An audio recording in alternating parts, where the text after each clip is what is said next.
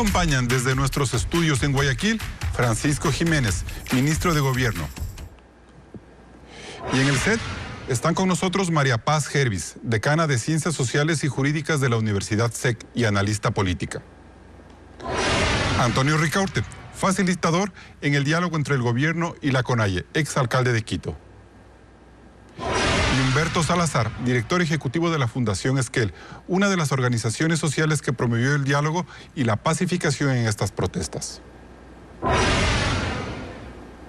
Gracias por estar un nuevo domingo en Políticamente Correcto. Hoy es necesario hacer una profunda lectura no solo de los factores que encendieron la mecha del enésimo levantamiento indígena, sino también de las consecuencias a futuro que este traerá sobre el gobierno del presidente Lasso, la agenda política de la CONAIE y la reparación social, productiva y en materia de justicia que necesita el país. Claudia. El país deja atrás prácticamente 3 semanas de manifestaciones en las que muchos verán a un movimiento indígena triunfalista, a un gobierno desgastado, pero también a una sociedad civil que desde la protesta y el debate de ideas logró que la democracia prevaleciera por encima de las agendas políticas desestabilizadoras. Veamos. Los días largos del paro nacional mostraron la profunda crisis política que vive el país. La movilización de la CONAIE arrancó con un radicalismo extremo. Las acusaciones por la infiltración correísta y la presencia de grupos armados y violentos tiró al piso su agenda de reivindicaciones sociales. Las emboscadas terroristas en El Puyo, San Antonio de Pichincha y el pasado lunes en Xuxufindi, donde murió un militar, obligaron a que el presidente Lasso en 2 ocasiones sepultara el diálogo, advirtiendo que la fuerza pública despejara las vías tomadas por miles de campesinos. 18 días interminables en donde el país sintió otra vez paralizar su economía, la escasez de alimentos y la falta de combustibles. En Quito, Ibarra, Cotopaxi o Cuenca se sintió con más fuerza la medida de hecho. Leonidas Issa, presionado por las bases y criticado por la opinión pública, finalmente decidió conversar con un gobierno que ya había decidido reducir en 10 centavos el precio de los combustibles. Tras el fracaso de las mesas organizadas por Virgilio Saquicela, uno de los legisladores que votó por la salida de Lasso, la Iglesia Católica asumió el desafío de pacificar el país. Entonces, se vio a Issa mucho más conciliador al punto de despertar las críticas de sus compañeros y organizaciones fraternas. Estamos como organizaciones de base de la FENOCIN que procede a firmar. No, sí va a firmar, Leonidas. Los acuerdos alcanzados en papeles llegarían a los casi $1.000 millones en inversión estatal y una agenda que reduce la expansión minera y petrolera. No está claro si el paro será el último que soporte el gobierno actual. Más aún, cuando ahora es la justicia la que tiene que determinar hasta qué punto el Leonidas Issa triunfador cometió delitos por los que también debe rendir cuentas y sin privilegios. La gran pregunta es, Carlos, ¿y después del paro qué? Inicias el debate. Gracias, Claudia, por ese informe. Y empezamos el debate con el ministro de Gobierno, Francisco Jiménez, que está en Guayaquil. Buenos días, ministro. Y hay sectores hay sectores políticos, analistas también, que señalan que si ustedes no hubieran apresado a Leonidas Issa al inicio de las manifestaciones, estas no hubieran tenido la fuerza que finalmente tuvieron. ¿Cabe ahí reconocer un error del gobierno o cómo interpretar ese primer hecho que marcó las manifestaciones? ¿Cómo está, Carlos? Buenos días Humberto, María Paz, Antonio, un gusto poder compartir panel con todos ustedes. Hay un refrán que dice que todos somos buenos generales después de la guerra. Y nosotros respetamos, por supuesto, los diferentes criterios de las personas, y inclusive a veces un poquito insistentes, pero teníamos muy claro que en este proceso que iba a atravesar el país iba a ser duro para la ciudadanía, iba a ser duro para el movimiento indígena, iba a ser duro para el gobierno. Nunca lo dudamos y sin embargo siempre aplicamos, yo diría, un triple concepto. Primero, en cuanto a las manifestaciones, contención, para que se produzcan la menor cantidad de hechos vandálicos, aunque suficientes se produjeron y por ello deberán responder ante la justicia. Segundo, en nuestro comportamiento, prudencia, sobre todo en las declaraciones, y en nuestra actitud, paciencia, sobre todo sabiendo que no iba a ser un proceso corto. Había que sentarse con ellos a dialogar, pero sabíamos que al comienzo no estaban las condiciones para ese diálogo por parte de ellos, porque habían sido muy enfáticos de que no querían saber nada, sino que simplemente querían que les respondan sobre los 10 puntos. Y nosotros como gobierno, representando a 17 millones de ecuatorianos, jamás íbamos a aceptar un diálogo con imposiciones ni con una pistola en la sien. Eso jamás lo íbamos a aceptar. Entonces sabíamos que para que estas condiciones se produzcan, había que tener paciencia, había que tener prudencia y había que actuar con bastante razonabilidad por parte del Estado. Entonces, cuando usted dice que de todas maneras la movilización se iba a dar, no cabe hacer entonces un error anterior y decir que ustedes pudieron haber evitado mucho antes de junio, en mayo o mucho antes, la posibilidad de que esta movilización cuaje. Yo creo que faltó un poco de metodología, pero jamás de predisposición al diálogo. No se puede arreglar los problemas de 40 o 50 años en un país en un solo año. Y veníamos de un Estado quebrado, un Estado que no podía pagar sus cuentas, que no podía pagarle a los maestros, que no podía pagarle a las enfermeras ni a los médicos, asediado por temas de inseguridad, con problemas en caja fiscal importantes, con una pandemia que se cebaba todavía sobre el país. Eran demasiados problemas al frente del Ecuador como para pretender solucionarlos en un año. Nadie, ni siquiera con una varita mágica, lo pudo haber hecho. Y sin embargo avanzamos bastante en materia sanitaria, avanzamos bastante en materia económica, se pudieron estabilizar las arcas fiscales, pero estaba claro que había un problema, hay un problema en la ruralidad, porque este ha sido un país centrado en el desarrollo de lo urbano y que ha dejado de lado lo rural. Y sabiendo que somos un país agricultor, entendemos, solamente para terminar de darle la forma a la respuesta, entendemos que hay una insatisfacción. Faltó probablemente un poco de metodología, faltó un poco más de tiempo, pero sabíamos que teníamos que afrontar las circunstancias de 17 millones de ecuatorianos y nos pusimos con toda la cabeza y lo que podían dar nuestras capacidades para hacerlo. Perfecto. Gracias, señor ministro. Antonio Ricaurte, buenos días. ¿Es verdad entonces que ISA sí estuvo sujeto a muchas presiones para tumbarse al gobierno? Muchas gracias, Carlos. Un saludo cordial a Pancho, María Paz, Héctor, muchas gracias. Lo que hay que resaltar, y aquí hay que ser enfáticos en algo, es que la gran capacidad del ministro Francisco Jiménez, del canciller Juan Carlos Holguín, hicieron posible que se llegue a un feliz término, pese a todas las vicisitudes. Él acaba de señalar un tema muy claro. Pero pese a que muchos dicen que fue un error haberle metido preso a ISA al inicio de la manifestación. Y yo soy uno de los que piensa aquello. Entonces, pero hay que analizar errores de parte y parte para luego sacar gran capacidad 18 días después. Pero había que salir de los temas que habían sido causantes de esta detonación social. Entonces, ¿qué es lo que hay que señalar con muchísimo énfasis, Carlos?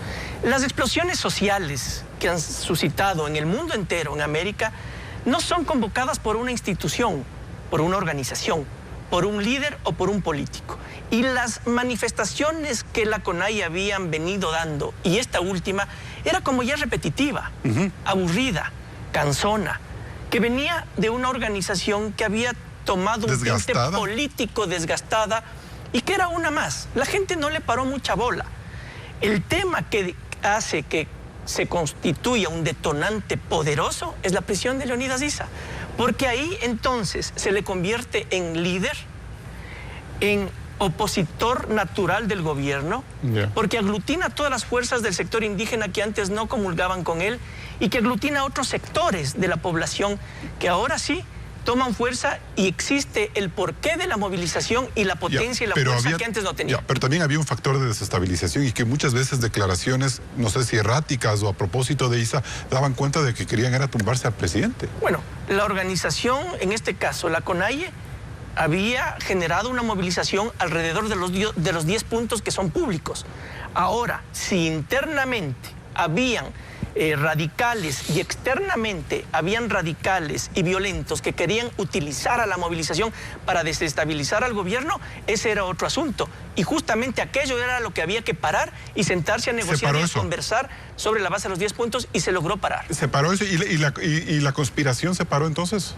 Por supuesto, o sea, todo lo que pudo haberse generado alrededor. ¿Ya no hay conspiración ahora, Antonio? Puede haber conspiración permanente. Y de aquí para adelante va a haber problemas muy serios en materia política. Y sobre eso quería hablar con usted, Humberto Salazar. ¿A ISA se le fue de las manos en algún momento la movilización? Yo diría que lo importante en este caso es analizar, digamos, que el Ecuador tiene unas reglas de juego. Esas reglas de juego están dentro del Estado de Derecho. Creo que aquí lo más importante es recuperar el espacio para que la justicia actúe sobre aquellos, digamos, aquellos límites que fueron transgredidos. Yo creo que lo más importante para el Ecuador es devolver institucionalidad al país. Ahora, y en ese sentido, Humberto, ¿hasta qué momento, por ejemplo, debemos no quitar de este análisis todas estas denuncias de narcoterrorismo, de grupos urbanos, de guerrillas, de gente que aprovecha estos momentos para incendiar el país y de los que la misma CONAIE terminó siendo afectada? O muchos dicen que incluso toleran a esos grupos desde la CONAIE. Y yo diría, por ejemplo, pensando siempre en un interés país, ¿no? A mí me parece que lo más importante en este caso, y de hecho nosotros como comisión hicimos una invocación a que se constituya una comisión de investigación de estos temas, porque lógicamente eso es bueno para el movimiento indígena y es bueno para el gobierno, que se sepa dónde estuvieron, digamos, aquellos grupos que están por fuera de la ley, claro, porque hay que visibilizarlos. Yo creo que eso es bueno para inclusive al movimiento por ejemplo, indígena. Yo quise invitar a este programa a líderes indígenas. Fue un poco más complicado que el domingo anterior, porque creo que también están haciendo mea culpas y han pedido un poco de pausa. Entonces esa es la razón por la cual ellos no están en este momento aquí. Pero sí me parece importante entender hasta qué punto esta idea de la conspiración sigue latente, Humberto. Es que en el fondo, a veces cuando, digamos, en el conflicto siempre se vieron dos partes, pero la verdad es que existen fuerzas ocultas que han estado ahí. Es decir, yo creo que es muy importante visibilizar a todos aquellos que estuvieron actuando por fuera de la mesa y que generaron o que les interesaba el caos institucional. María Paz Gervis, ¿la gobernabilidad se frena con el diálogo, virando la página, es decir, un diálogo que vira la página y ya no ha pasado nada? ¿O los procesos judiciales tienen que funcionar a partir de ahora? Por supuesto, y buenos días a quienes nos escuchan. Para nada se frena, todo lo contrario. Creo que de hecho la gobernabilidad y la gobernanza se basa en una palabra clave que nos hemos olvidado en el Ecuador últimamente, que se llama impunidad. Lo que no podemos permitir bajo ningún concepto es que esto sea una ola más de impunidad como la que ya vimos, como lo que generó 2019 y un poco lo que ha sido la tónica del Estado ecuatoriano. Porque la impunidad, es decir, si es que no tenemos procesos judiciales claros, transparentes, efectivos y además oportunos, que determinen responsabilidades con nombre y apellido y que se defienda a la ciudadanía. Humberto plantea quizás hacer una investigación. ¿Podría el gobierno incluir en estas mesas de diálogo que deben durar 90 días ese componente judicial como para que sea transparente las investigaciones? No lo veo así, porque creo que tenemos que insistir en la independencia de poderes, porque mi mayor miedo es que el componente judicial, como lo denominamos, se vuelva una moneda de trance en las negociaciones, porque esto ya lo vimos. Y creo que es importante insistir que en días previos, cuando se insistía mucho este tema de los infiltrados, pero en un primer momento el líder Leonidas Issa propuso que se sentaba a dialogar siempre y cuando se garantice las amnistías. Entonces, ¿qué mismo? Por un lado, o son infiltrados o no son. Si son infiltrados, ¿por qué pedimos amnistía? Y sobre todo, en un régimen democrático, con todas las deficiencias que se deben corregir, jamás la amnistía puede ser una moneda de trance ni una variable para el debate. Bien, con estas primeras reflexiones nos vamos a un corte comercial. Sigue aquí el debate en vivo en Políticamente Correcto. Recuerde que estamos en vivo en Radio Sucesos 101.7 FM Quito y hay un reprise a las 20 horas. Vamos a una pausa y volvemos con más del análisis aquí en Políticamente Correcto. No se desconecte.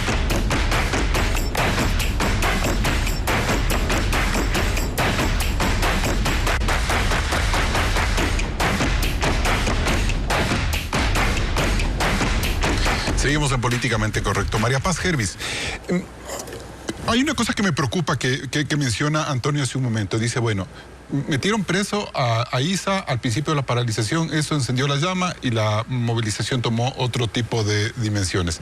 ¿Qué pasa si hay procesos en contra de Leonidas Issa en este momento? O sea, es como que el país va a quedar secuestrado de que al señor se vuelva un intocable, porque simplemente moviliza un país.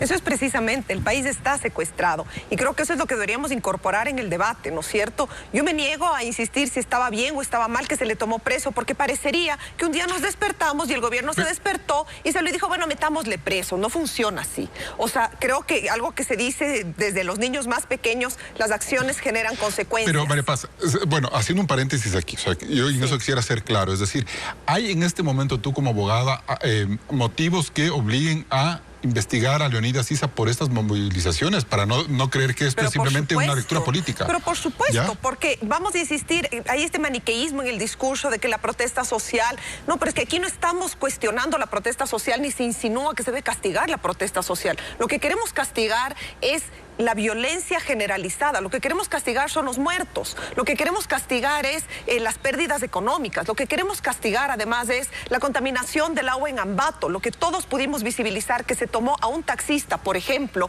y por trabajar se le dio latigazos. Eso es lo que hay que castigar. Y yo me niego a entrar en esta discusión, insisto, tan maniqueísta del relativismo cultural, porque yo me pregunto, ¿qué pasa si cualquiera de los otros ciudadanos del país hacemos lo mismo?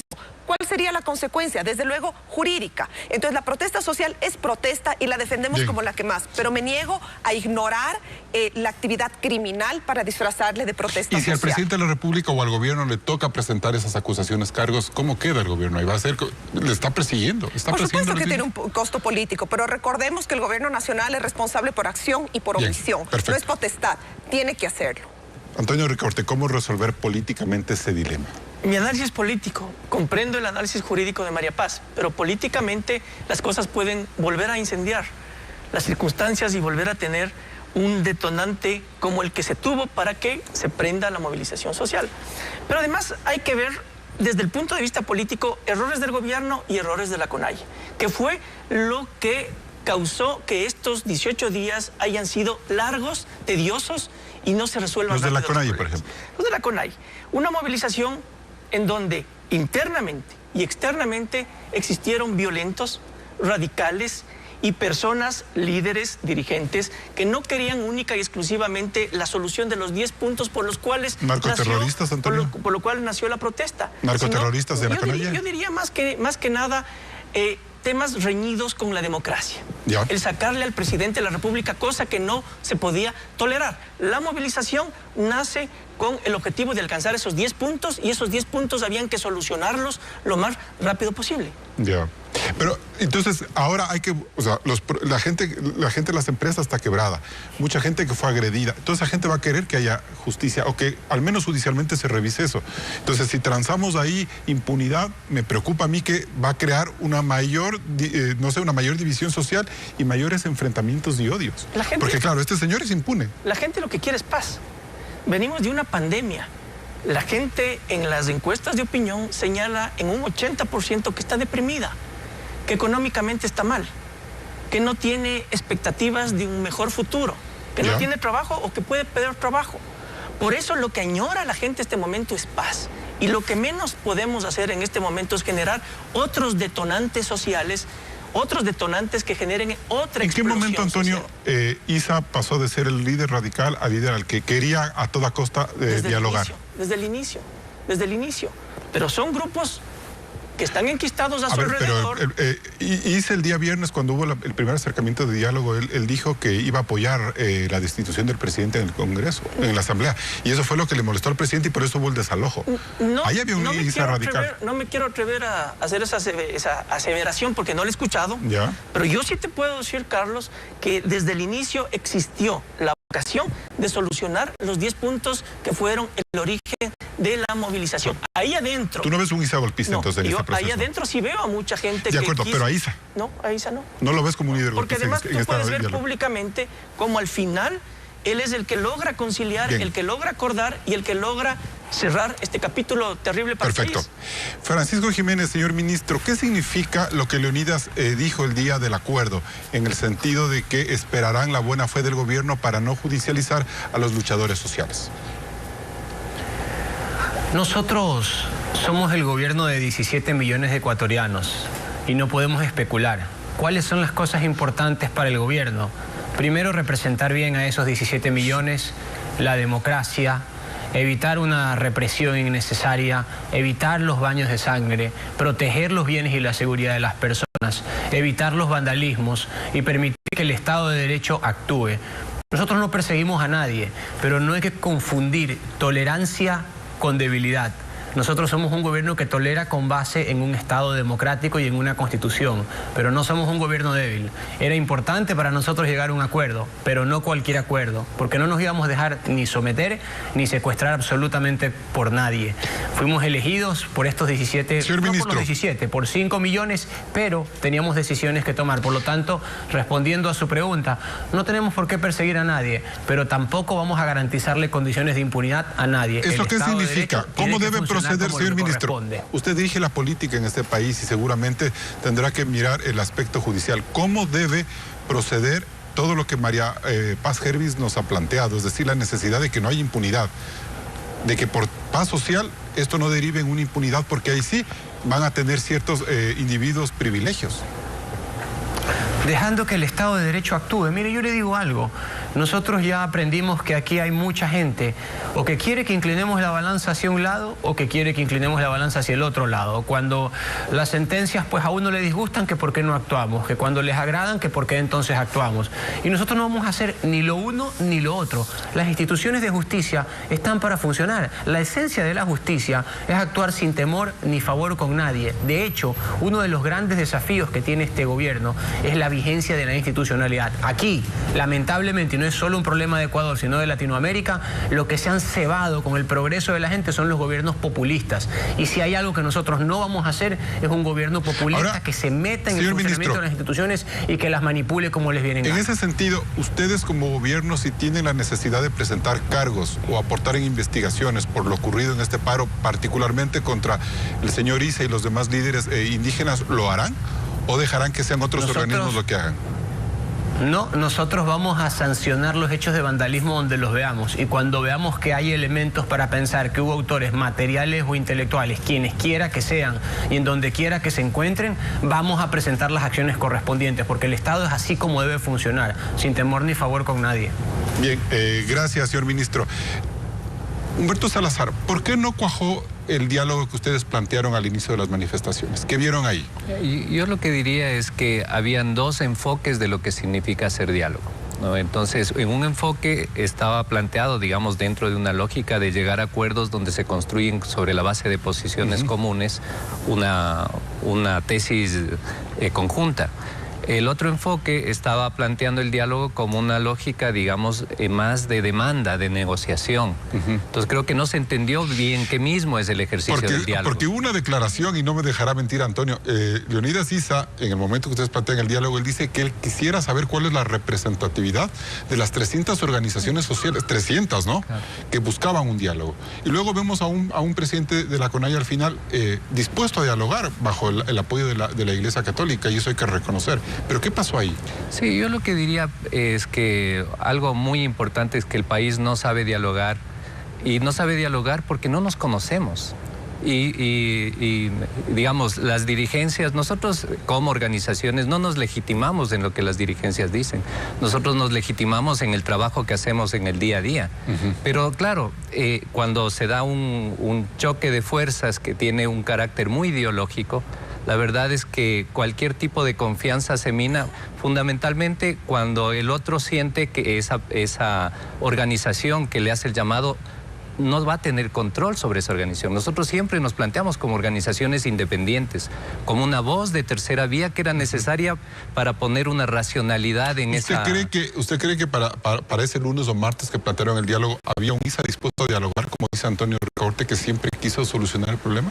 Yo diría que se vieron en situación las fuerzas de sentarse a la mesa. El país ya no aguantaba más, y yo creo que en este ejercicio, digamos, y es muy importante decir esto, los temas que están en entredicho en este momento no son temas de dos partes, no es solo el movimiento indígena o el gobierno. Esto implica intereses nacionales que implican también que otros sectores tengan voz. Perfecto, y con ese tema nos vamos luego de este corte comercial. Seguimos el debate en Políticamente Correcto. Luego del corte seguimos con el análisis, los 6 escenarios que el gobierno no debe descuidar tras estos 18 días de movilizaciones. No se desconecte, regresamos enseguida.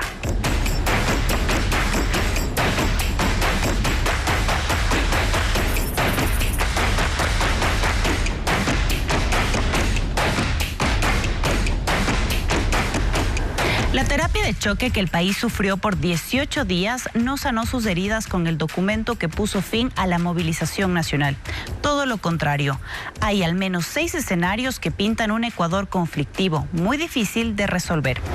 Según el reporte de la consultora Atrevia, en el contexto de esta paralización hubo 6 personas fallecidas, entre ellas un sargento de las Fuerzas Armadas, 331 manifestantes heridos, así como 177 uniformados.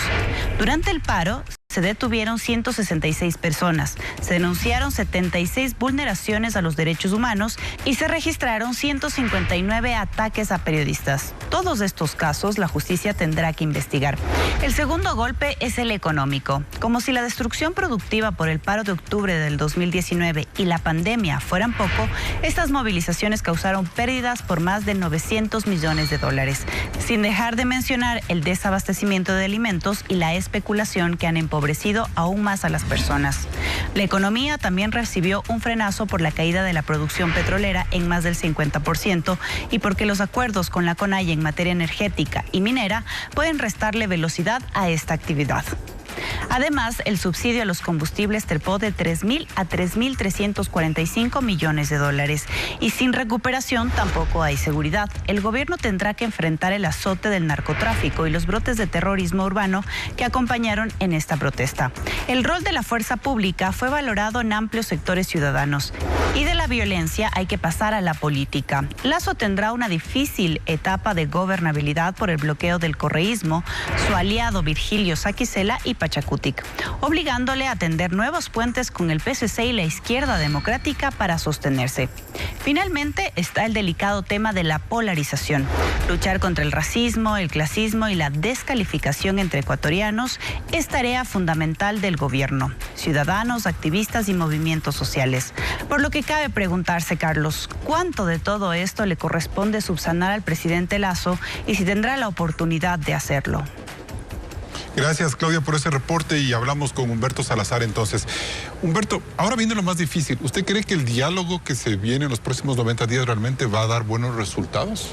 Yo te diría que los próximos 90 días son el inicio de algo. Creo que debemos avanzar hacia un programa de reconciliación, que eso significa recuperar muchas de las tesis que estuvieron, digamos, presentes en digamos, desde el movimiento indígena, en el sentido de que se debe atender a problemas estructurales de larga data.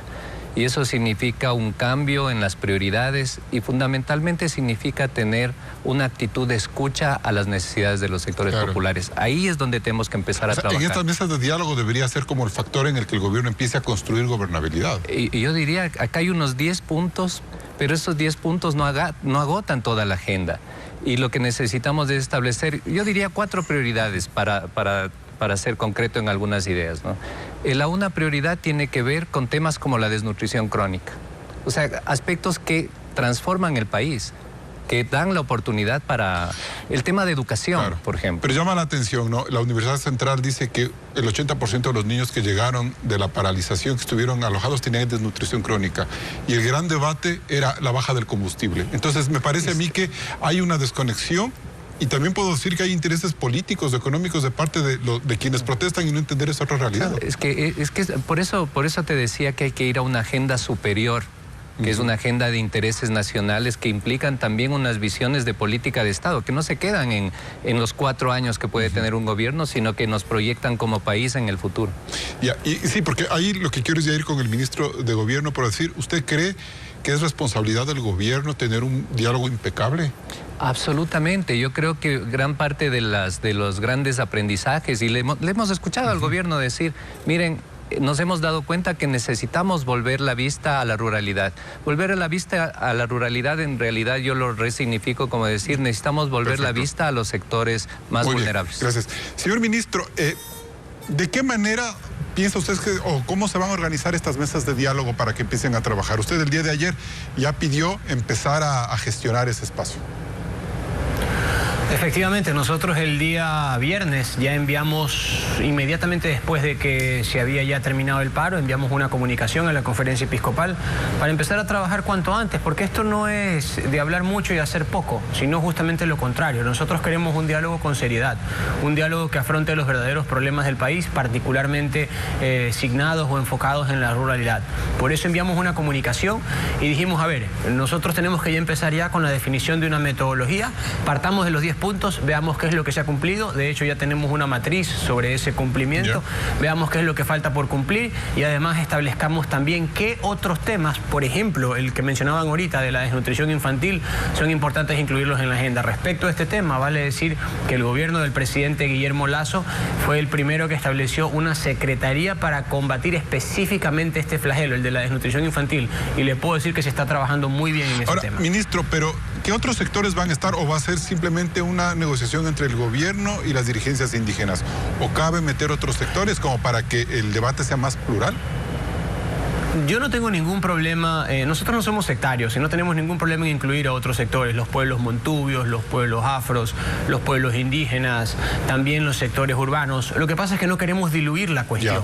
Aquí hay 10 puntos, queremos trabajar sobre eso, queremos dar resultados sobre eso, pero ese no es nuestro límite. Yo tengo la confianza que en los primeros 30, 40 días vamos a poder tener perfectamente abordados esos 10 puntos y para agotar el universo de los 90 días y dar soluciones que también las pide la ciudadanía, podríamos incluir otros temas, pero primero lo primero y luego los temas complementarios. Señor ministro, a mí me preocupa una cosa, y le digo con total seguridad desde que yo tengo uso de razón y hago periodismo. Todas las mesas de diálogo entre la CONAIE y el gobierno de turno siempre terminan mal, nunca se llevan a cabo. La CONAIE termina diciendo que el gobierno les ha bailado nuevamente, el gobierno dice que no hay un espíritu democrático y volvemos otra vez a las tensiones. En algunos casos se diluyen y en otros no.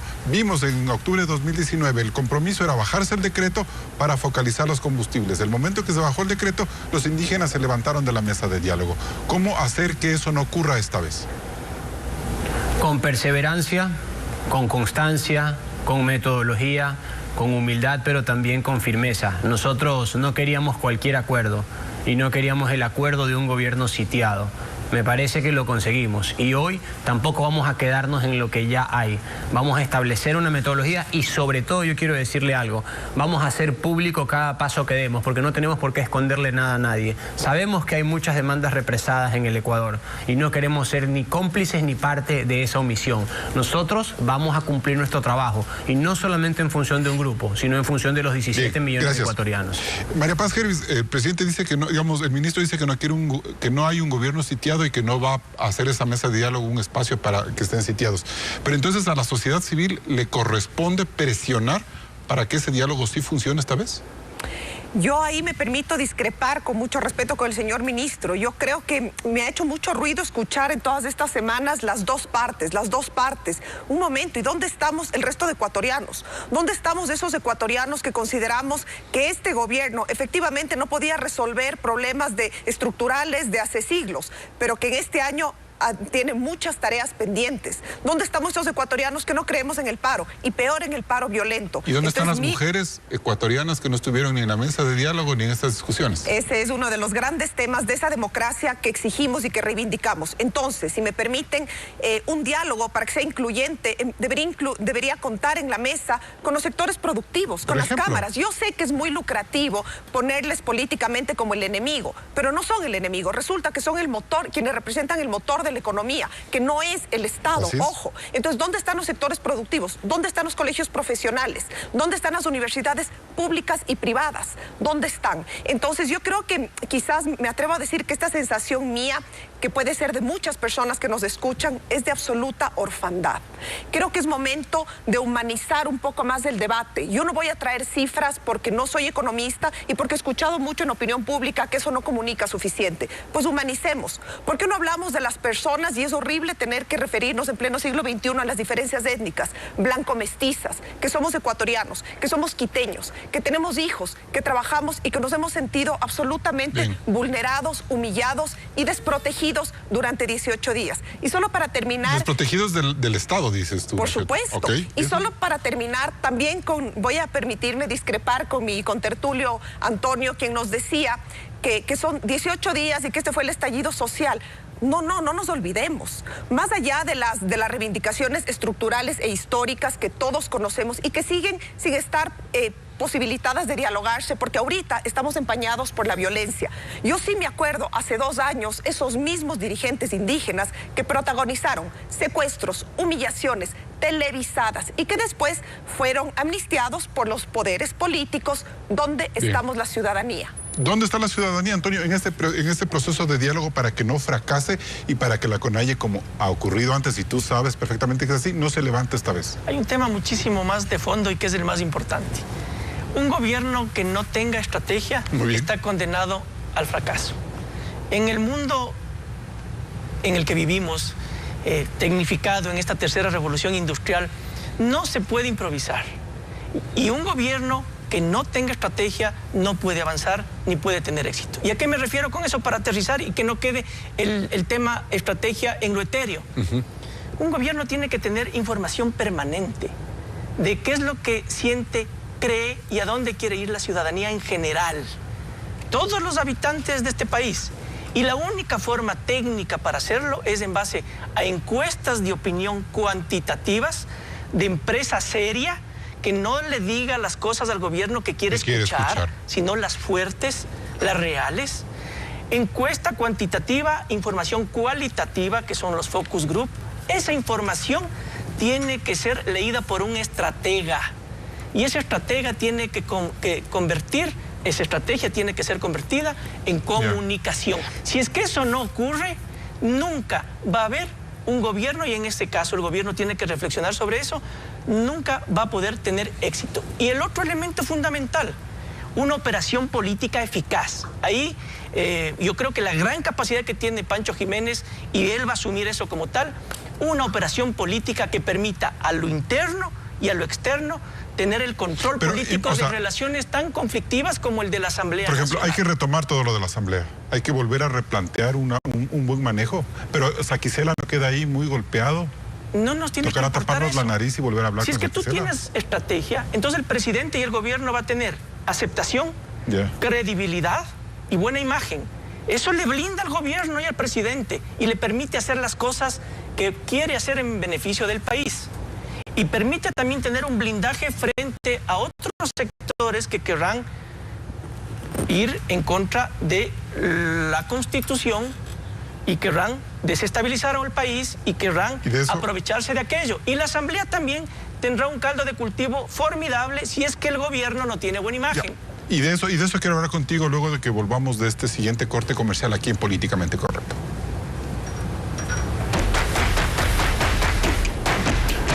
Este y todos los programas de Políticamente Correcto están en vivo en ecuavisa.com y nos puedes seguir en nuestras redes sociales oficiales.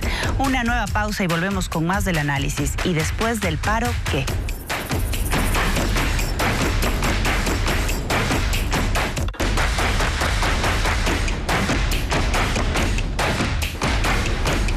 Seguimos en Políticamente Correcto. Antonio Ricaurte, quisiera que por favor respondieras lo que María Paz Hervis planteó en el bloque anterior, en el sentido de que hay un sector blanco mestizo que, bueno, un poco para ser más gráficos era la idea, ¿no? Sí. Que se sintió sitiado, que se sintió abandonado del gobierno, pero que se sintió también amenazado. Y tú planteas un mapa de Quito que se convierte en un potencial polvorín, porque en todos los sectores de la ciudad hay unas organizaciones comunitarias que buscan mejores días para ellos y que pueden ser siempre un factor de presión ante las políticas del gobierno. Estuvo a punto de reventar Exacto. la ciudad de Quito. ¿Por qué? Si es que geográficamente ubicamos a las clases medias altas de Quito, geográficamente, tú puedes tener que al sur en Leloy Alfaro, al oriente en Leloy Alfaro, al norte tienes la Jipijapa, los sitios hasta el bosque más o menos y las urbanizaciones cerradas de Cumbayá. Ahí está ubicada la clase media alta de Quito. Pero todo el resto de Quito tiene un componente muy social, popular, claro. muy popular. Y en su gran mayoría de mucha sintonía con el movimiento indígena, tienen un componente indígena y un componente comunal muy fuerte. Solo para poner ejemplos, en el norte de la ciudad de Quito, los barrios altos del noroccidente desde el centro, San Juan, San Roque, Atucucho, La Pulida, Pizulí, La Roldós, la Comuna, la Planada, Katsuki de Moncayo, Llano Chico, Llano Grande, Calderón, Carapungo, al nororiente tienes al Comité del Pueblo, a la Bota, todo el sur de Quito, que si es que no se cerraba rápido esa paralización, Quito se iba a convertir en un polvorín. Y vimos ya como algunas... pero los estrategas militares, la gente que sabe de seguridad, dice que ahí también hay guerrillas urbanas que son vinculadas al narcotráfico, a la minería ilegal, y que ellos están causando miedo, que es el miedo que sienten otros sectores como los que ha planteado de manera ciudadana María Paz. Muchísima presencia de procesos organizativos, yo diría más de izquierda. No pongamos nombres y apellidos porque vienen históricamente organizados. FADI, LN, socialismos, los que tú quieras. FARC. No sé, eso hay que investigar, es muy delicado, ¿no? Pero bueno.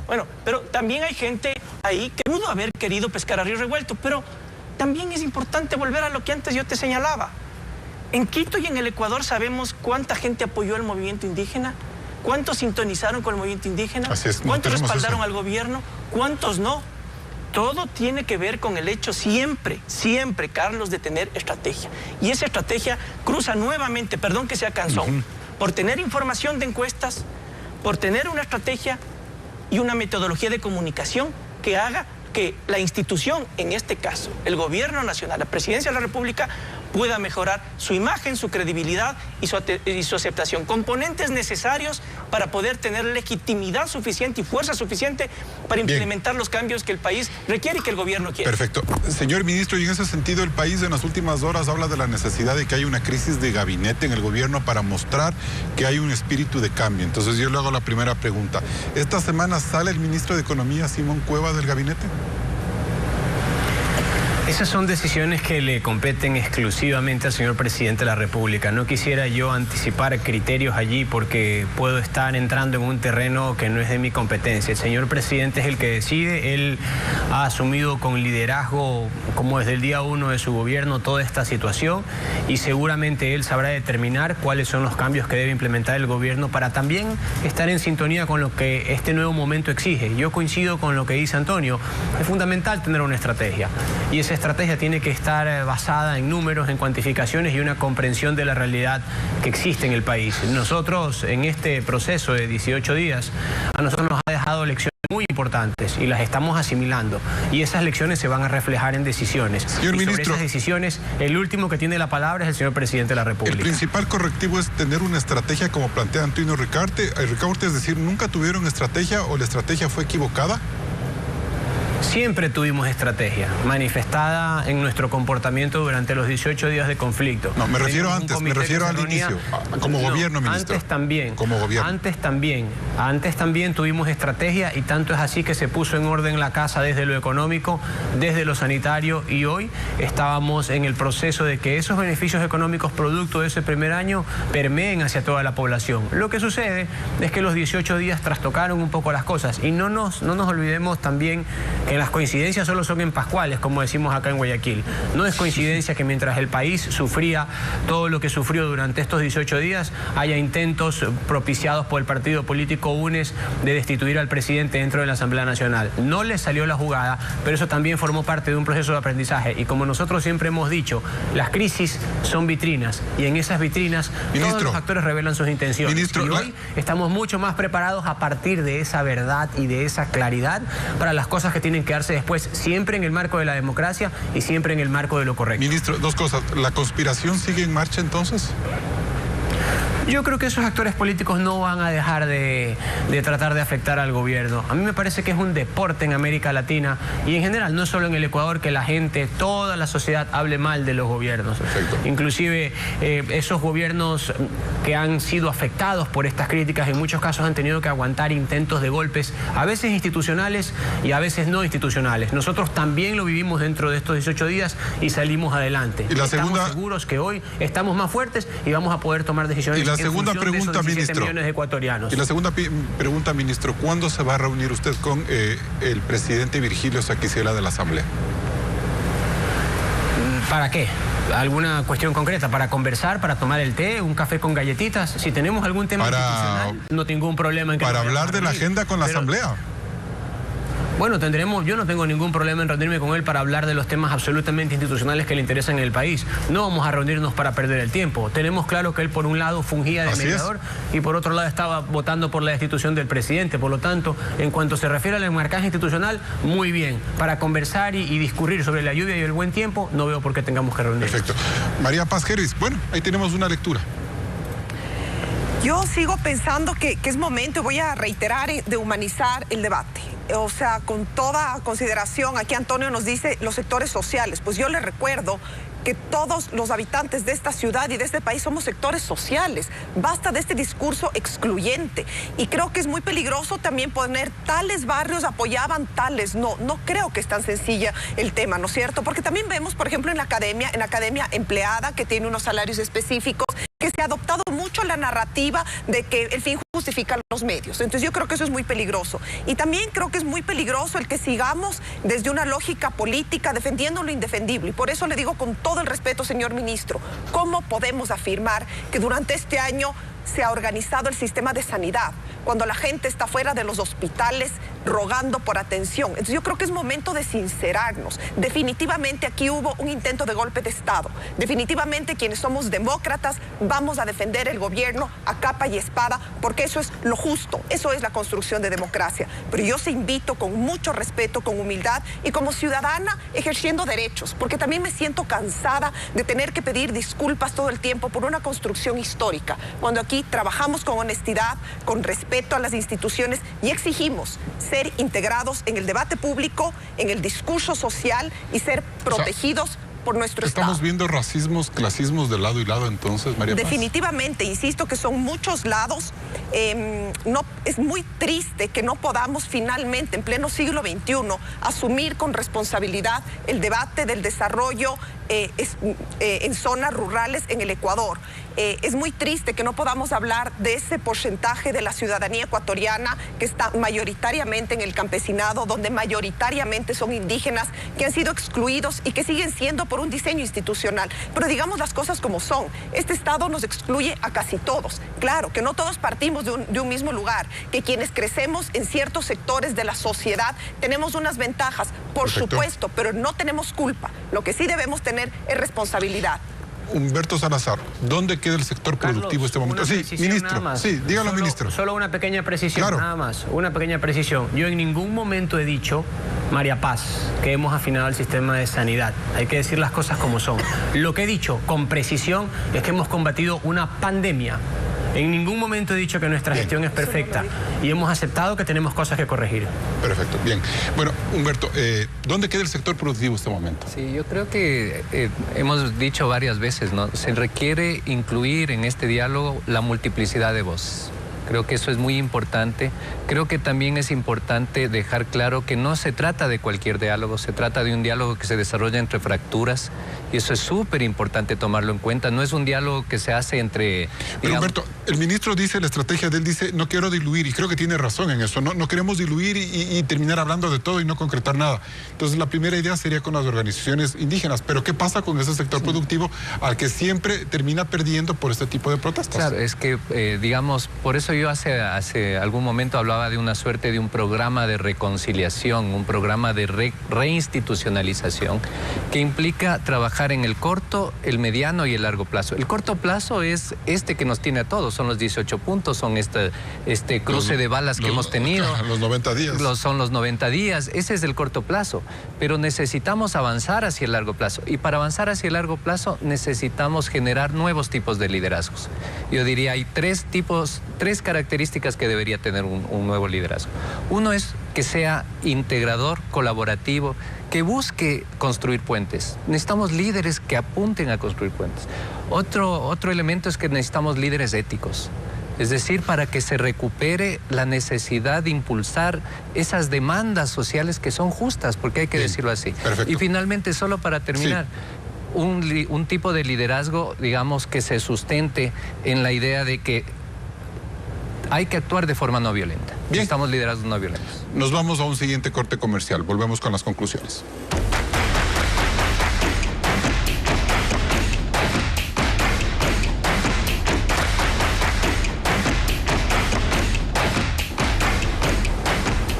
Entramos en la etapa de conclusiones. Humberto Salazar, ¿es políticamente correcto decir que con el fin del paro la crisis nacional está superada? Yo diría que contrariamente, este es el inicio de algo que tenemos que hacer. Estamos lejos de haber superado la crisis. Y fundamentalmente, ¿qué cosas deberíamos reconocer? Que somos un Estado que debe avanzar hacia hacer realidad esta lógica de ser un Estado plurinacional y multiétnico. Hacia allá tenemos que avanzar. María Paz Gervis. Para nada, creo que coincido con Humberto, esto apenas empieza y que debe ser el momento de asumir debates democráticos, incluyentes, donde el gobierno nacional tome las decisiones y rectificaciones que considere, jamás bajo chantajes de ningún grupo de la sociedad. Antonio Ricaurte, ¿qué es lo políticamente correcto? El mundo entero está cansado de los políticos y de la política. Los políticos hablan el idioma de los políticos que es totalmente inentendible para la gente. Y la única forma de sintonizar es nuevamente señalando que se requiere estrategia, información, estrategia y comunicación para hablar el idioma de la gente y que no sigan habiendo este tipo de problemas y de paralizaciones que lo único que hacen es poner en riesgo a la gente, a cada uno de los ecuatorianos y ecuatorianas, absolutamente a todos. Y por eso es fundamental la consecución y la búsqueda permanente de la paz y del diálogo. Ministro Francisco Jiménez. Tenemos una oportunidad de 90 días y la vamos a aprovechar. Yo dije el día que firmamos el acuerdo de paz que este no era el final, era un nuevo comienzo, y un nuevo comienzo marcado por un nuevo proceso de reconciliación nacional, basado en el diálogo, basado en la inclusión, basado en la democracia, basado en el respeto, pero basado también en la firmeza y en el respeto al Estado de Derecho. Nosotros vamos a cumplir con nuestra labor, somos representantes de 17 millones de ecuatorianos y vamos a hacer valer esa representación. Y bien, el gobierno del presidente Lasso se equivoca si cree que tiene 3 años por delante para mostrar los resultados de un gobierno con mejor capacidad de administración pública, sobre todo en temas sociales y de provisión de servicios. Quizás la verdadera prueba de fuego venza en 90 días, cuando observemos que su diálogo con la CONAIE arroje resultados que tranquilicen al país, y si ello no ocurre, habrá otro estallido. Sin embargo, la CONAIE se equivoca si cree que su agenda de reivindicaciones puede derivar en la desidia en la que generalmente terminan sus espacios de diálogo con los gobiernos de turno. Esta nueva paralización, que generó muchos adeptos, nos ha costado a todos los ecuatorianos millones de dólares en pérdidas productivas, subsidios y planes sociales. De allí que lo que menos se espera es que la sociedad civil exija al gobierno y a la dirigencia indígena responsabilidad y compromiso, ya que quizás la impunidad por cálculo político sea otra vez el gran fracaso colectivo. Hasta el próximo programa. Así cerramos este debate de Políticamente Correcto. Ecuador vuelve a la tranquilidad con problemas realmente profundos. Ojalá todos aportemos a construir un mejor país. Que tengan un buen domingo.